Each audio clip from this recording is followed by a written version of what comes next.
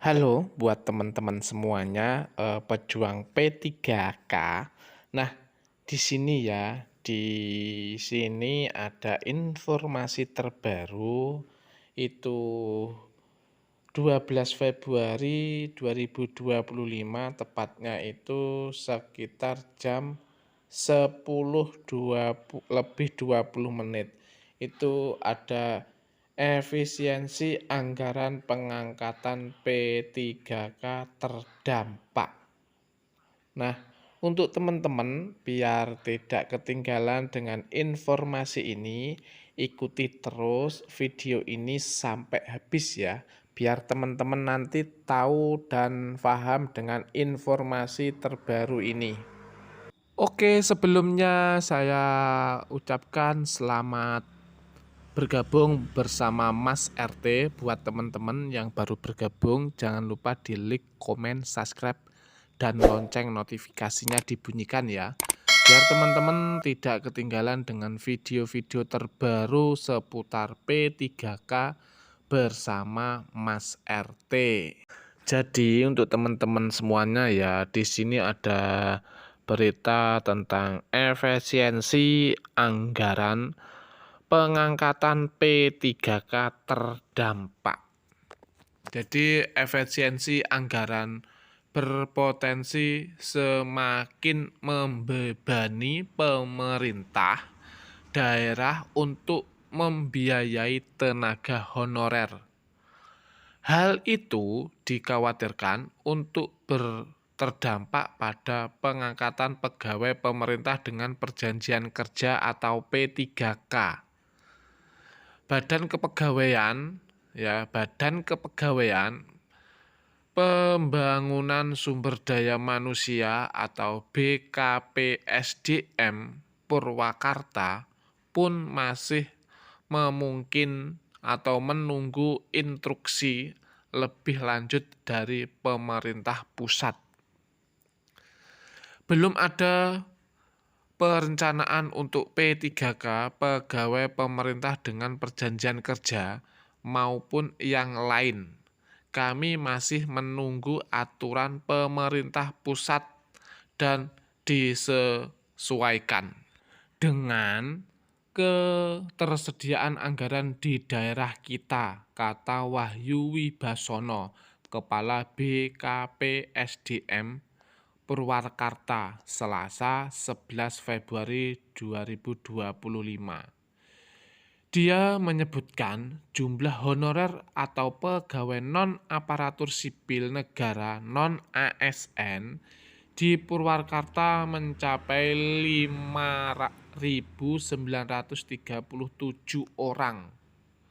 Angka tersebut berdasarkan data dari Badan Kepegawaian Nasional atau BKN pada 2022 lalu. Menurut dia, pemerintah telah berupaya menyelesaikan status non-ASN di Purwakarta sebanyak 1,466 orang. Dan hanya 1 orang yang lulus calon pegawai negeri sipil atau CPNS 2022. Menurut dia, ya, pemerintah telah berupaya menyelesaikan status non-ASN di Purwakarta sebanyak 1,466 orang, diantaranya dinyatakan lulus sebagai P3K tahun 2022 dalam kurung 357 orang lulus P3K di 2023 ya, itu ada 1.466 orang dan hanya 1 orang yang lulus calon pegawai negeri sipil ya, negeri sipil atau CPNS. Nama panggilan Wibisono mengatakan seleksi P3K dan CPNS berlanjut pada 2024. untuk mengurangi honorer di daerahnya, namun harapan para pegawai honorer untuk segera diangkat menjadi P3K pada tahun ini terkendala oleh efisiensi anggaran. Pemerintah kabupaten memperhitungkan dengan kekuatan anggaran yang ada. Untuk saat ini kelihatannya tidak mungkin diangkat sebagai P3K penuh waktu semuanya, dan pasti ada yang paruh waktu tuturnya. Tapi kalau bisa jadi P3K penuh waktu, gajinya juga beda sama paruh waktu. Sudah tidak ada niat cari-cari kerja lagi, sudah fokus umurnya, ujarnya.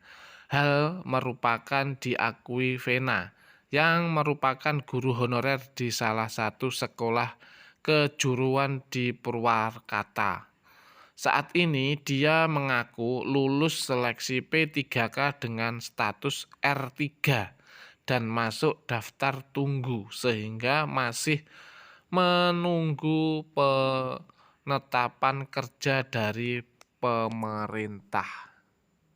Menurut informasi yang beredar, peserta yang lulus dengan status R3 diperkirakan akan masuk dalam kategori pegawai non-ASN paruh waktu.